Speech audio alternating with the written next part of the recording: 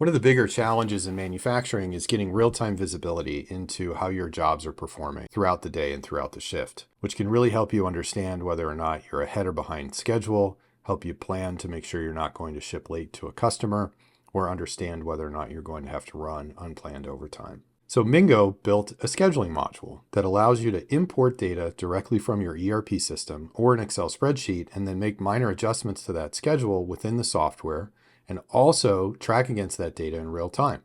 So here we're looking at our machine Kanban board, which shows all the work orders loaded for a facility in Kansas City, which is a food and beverage manufacturer. And we can see all the different machines. We can see the work orders and jobs assigned to those. We can even filter these down by department, due dates, machines, whatever. We can see a lot of different information here. So we can have a compact view, which shows us which products are running, what their due dates are, how much we have left to complete. We can even see roll-up details of here on this machine, we've scheduled 15,000 items to be produced, and we've so far produced about 3,000. So we have 12,840 to go, and it's going to take us about 37 hours and 20 minutes to finish that. And we can see that across the board on the different equipment based on what jobs are scheduled. We can also expand this information to get additional detail. So we can tell that this job is almost complete. We have 2 hours and 40 minutes remaining, and we have what's coming up next. We also have the assumptions associated with it. So how long does it take to do a changeover? What is our actual cycle times? How many people are going to be running on this particular line? And what's great about this is you can make minor adjustments to this. So I can change priorities. So I could move this job ahead of the other one. Maybe we're out of raw material. Maybe for a specific customer, they really need it right now and they can't wait. So it's become a higher priority. I can even load level. So if there's product that you can run on the VFFS 1 that can also run on the 2, I can move them over.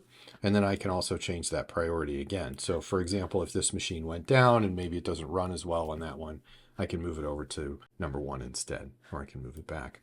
So it allows for these little minor adjustments that can be really complicated, either in an Excel spreadsheet or in an ERP system.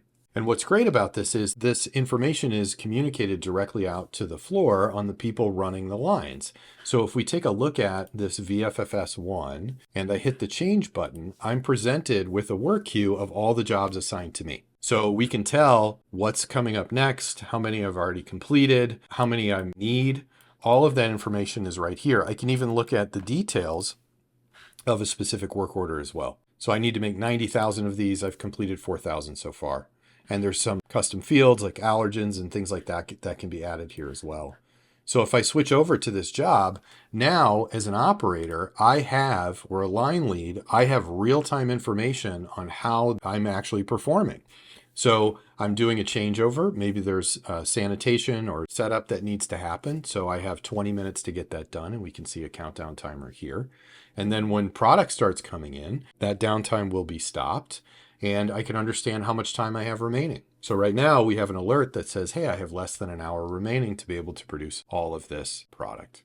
And that can alert all kinds of different people based on your rules that you've set up.